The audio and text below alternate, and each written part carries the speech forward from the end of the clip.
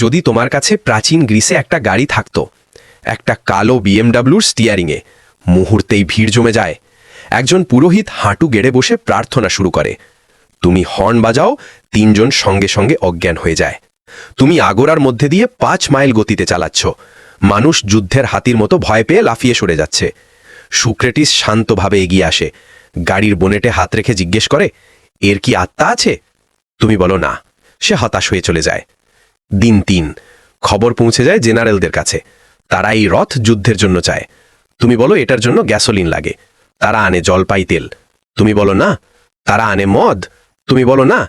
তারা একটা ছাগল নিয়ে আসে। তুমি ব্যাখ্যা করা ছেড়ে দাও। তুমি রাজাকে একবার ঘুরিয়ে আনো।